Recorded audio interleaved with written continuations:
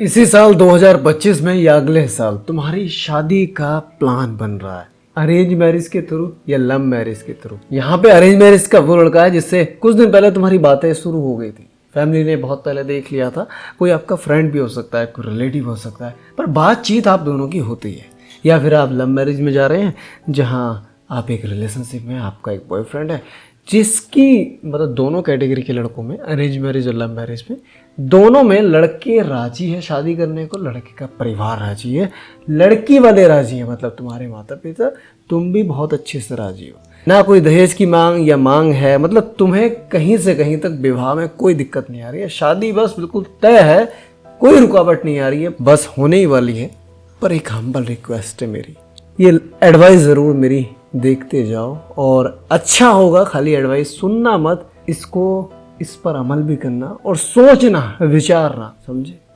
और not bye promises, लड़के के प्रोमिसेस से ज़्यादा खुद की आंखों पे विश्वास करना है, ना कोई इसमें से प्रश्न पूछना है लड़के से, खुद देखना है, ठीक है ना। वादे कसमें प्रोमिसेस जब किए जाते हैं जब मन होता है, जब तक चलाए जाते हैं जब तक ज़रूरत होती है, जब तोड़ दिए जाते हैं जब फालतू लगते हैं, ठीक है ना। तो अपनी आंखों से देखो सच्चाई क्या है, क्योंकि मैंने इसमें ना तलाक के कारण निकाले, मतलब मैंने देखा लव मैरिज करके लोग तलाक कर रहे हैं, बहुत अच्छी well settled family arrange marriage कर रही है, लड़का भी अच्छा है, लड़की भी अच्छी है, फैमिली दोनों की अच्छी है, फिर तलाक क्यों हो रहा है, इतने सारे केसेस पड़े क्यों हैं। जब सब कुछ सही है तभी तो शादी होती होगी। भाई मुझे पता है यहाँ पे ये लोग गलत हैं, तो मैं शादी क्यों करूँगा, पर अगर शादी कर रहा हूँ तो कहीं ना कहीं दोनों की तरफ से चीज़ें हैं तो सही, मतलब लड़के ने भी लड़की को पसंद कर लिया, लड़की ने भी, दोनों के परिवार में मिल लिए, सब कुछ अच्छा तभी तो शादी करी। और जब सब कुछ अच्छा है तो तलाक क्यों, पता है कारण क्या है, कारण ये है सब कुछ अच्छा है पर जो अच्छा होना चाहिए वो विवाह में लड़की का ससुराल जाने के बाद होना चाहिए। और वो पता कैसे लगेगा, दिख कैसे जाएगा, पहले वो दिखेगा ऐसे ही जब ससुराल में लड़की पहुंचती है। पर एक तकनीक है पूरा फ्यूचर जानने की, गृहस्थी जीवन का, मैं कैसे रहूंगी, मैं बहू कैसी हूँ, मैं पत्नी कैसी हूँ, सब कुछ जान जाओगे, ये एडवाइस ले लेना। चलिए बात कर लेते हैं। यहाँ पे मैंने बहुत सोचा और सोचने के बाद मैंने ये जाना कि तलाक के कारण क्या है, रीजंस ऑफ डाइवोर्स, क्या कारण निकल के आते हैं। तुम्हें लड़के को और उसकी फैमिली को जानना है, क्योंकि भविष्य में विवाह के बाद तुम्हारा इनसे ही मतलब रहने वाला है। जो लड़का होता है तुम्हारी सास होती है, ससुर होते हैं, तुम्हारी नंद होती है। और जानना है क्या, सबसे नंबर पहले पे आती है उसकी सोच, लड़के की सोच क्या है, महिला को या पत्नी को किस नज़र से देखता है, ये नज़रिया बनता है परिवार से। और परिवार को अगर तुम जान लो कि इसके परिवार में औरत रहती कैसी थी, इसकी माँ कैसी है, मुझसे पहले जो भाभी इसके घर में आई है वो कैसी है, उसकी क्या इन्होंने खातिरदारी कर रखी है, किस तरह से उसे रख रहे हैं, क्या जीवन उसे दे रहे हैं, तो अगर ये जान लो तो तुम्हें तुम्हारा भविष्य दिख जाएगा उसकी सूरत में। तुम्हें कुल मिला के सोच देखनी है कि लड़की को वो क्या सोच रहे हैं, कहीं लड़की को वो नौकरानी सोच रहे हैं या पत्नी सोच रहे हैं। इसमें दिक्कत कुछ भी नहीं है, अगर वो नौकरानी भी सोच रहे हैं कोई बात नहीं, तलाक नहीं होगा, पर तुम सहन कर पाओ ये बात कि वो नौकरानी सोच रहे हैं, मुझे कोई दिक्कत नहीं।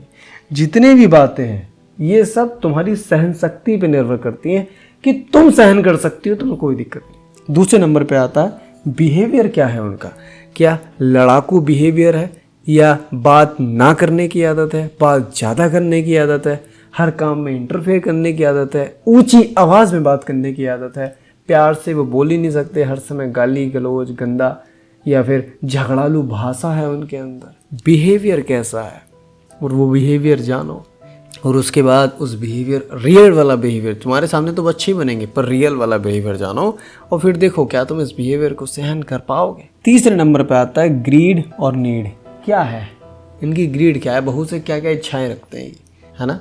कहीं ऐसा तो नहीं है शादी के बाद बस इच्छा या ग्रीड इनके ये है कि भाई बहू हमें रोज़ाना सुबह 5 बजे उठे और हमारे लिए पैर दबाए, चाय बनाए, ये करे वो करे, दुनिया भर के काम ये करे। और एक्चुअल में नीड कहीं उस घर में ये तो नहीं है कोई पेशेंट है उस घर में जो बेड पे है और तुम्हें शादी के बाद उसकी टेक केयर करनी है। नीड और ग्रीड, तो ये रियलिटी जाननी पड़ेगी तुम्हें, घुस के उसकी बातों को सोच के, डायरेक्टली उससे ये क्वेश्चन ना करके कि तुम्हारी फैमिली में पेशेंट है या नहीं है, जान के अरे कहाँ व्यस्त हो और सब सीख हैं, घुमा घुमा के बातों को पूछना पड़ेगा। क्योंकि हमें प्रोमिसेस पे, बातों पे, शब्दों पे उसके बिलीव नहीं करना है, अपनी आंखों पे करना है। तुम्हें उसे पाना है, काम निकलवाना है, तो वो तो हाँ में हाँ करेगा करेगा, पर हमें जाना है या नहीं जाना उसके घर, ये तो हमारी आंखें, हमारी बुद्धि तय करेगी ना। दूसरे के शब्दों पे अगर हम जा रहे हैं तो कहीं ना कहीं हम दूसरे की बातों में जी रहे हैं, गुलाम हैं हम उसके। आगे बन भी जाएंगे तो क्या है, अभी से बने पड़े। सोचो थोड़ा। उसके बाद आता है स्टेटस और आदमी की इनकम। स्टेटस क्या है उस परिवार का, कहाँ रहते हैं वो लोग, कैसे मोहल्ले में रहते हैं। कहीं ऐसा तो नहीं है जहाँ वो रहते हैं हर दूसरे घर में सास बहू के झगड़े चल रहे हैं। और अगर ऐसा है तो जो हर दूसरे घर में झगड़े चल रहे हैं सास बहू के, अगला घर उनमें तुम्हारा होगा, क्योंकि सास जाएंगी तुम्हारी उनसे मिलने के लिए, सीख के आएंगी और करेंगे झगड़ा। कुछ औरतें तुम्हारे घर आएंगी, तुम्हें सिखाएंगी। कहीं ऐसा तो नहीं है उस मोहल्ले में आदमी शराब पी के आता हो अपनी औरत को पीटता हो। आखिर है कैसा, है ना, कैसा है ये स्टेटस, क्या है उन लोगों का, कैसी इज्जत है उनकी, है ना। कहीं ऐसा तो नहीं है ऐसे मोहल्ले में जहाँ हर दूसरी औरत एक अलग ही नाम से प्रसिद्ध है उस मोहल्ले में। ये वाला मोहल्ला है जहाँ हाथों पे रिबन बांधना पड़ता है, समझे। ये देखना पड़ेगा। इन चीज़ों के अलावा एक दो चीज़ें और हैं जो मैं औरली बता देता हूँ। देखो, लड़के में सहन कितना कर सकता है चीज़ों को, नुकसान को, गुस्से को, गलती को, तुम्हारे गुस्से को, बिहेवियर कैसा है। कहीं ऐसा तो नहीं है तुमने कहा यार तुमसे ये काम नहीं होता, तुम मुझसे बात मत करना आज, और वो घुमा के तुम्हारे गाल पे चपत मारे क्योंकि उसे ऊंची आवाज़ें पसंद नहीं है। एक लड़का यहाँ पे यही है, यार तुम कैसे बात कर रहे हो, मुझे बिल्कुल अच्छा नहीं लगा, इतना कह के चला जाता है। तो ये दोनों लड़के सही हैं, गलत क्या है इनमें। जो उसका थप्पड़ खा सकती है वो उसके लिए सही है, जो थप्पड़ नहीं खा सकती वो दूसरे वाले के लिए सही है। तो मैटर करता है तुम सहन क्या कर सकती हो। खुद को जानो, देखो कि हाँ मुझे ये चीज़ें चाहिए, ऐसा बिहेवियर, ऐसा घर, ऐसी फैमिली, ऐसा स्टेटस, ऐसा हस्बैंड, ये सारी चीज़ें ढूंढो, समझे, ये सारी चीज़ें ढूंढो, तब तो गृहस्थी परफेक्टली चल पाएगी। पर आजकल समाज देख क्या रहा है, जात, कमाई लड़के की, लड़की गोरी होनी चाहिए, मतलब क्या कर रहे हो तुम लोग। बहुत गलत बात है, बहुत गलत। चलिए सोचिएगा ज़रूर एक बार। बाकी मिलते हैं नेक्स्ट वीडियो में। नमस्कार। मुझसे कोई व्यक्तिगत बात करना चाहते हो तो इस नंबर पे मुझे व्हाट्सअप कर देना। खुद को जानो खुद की नीड क्या क्या है, एक हस्बैंड से, एक परिवार से, एक फ्यूचर में, एक फैमिली से, एक लाइफ में, उस फैमिली से जो बहुत इंपॉर्टेंट रोल प्ले करेगी तुम्हारी लाइफ में। फिर नीड जान गए, अब वो ज़रूरतें कहाँ से पूरी हो सकती हैं, वो फैमिली हमें ढूंढनी है। परफेक्ट। नमस्कार।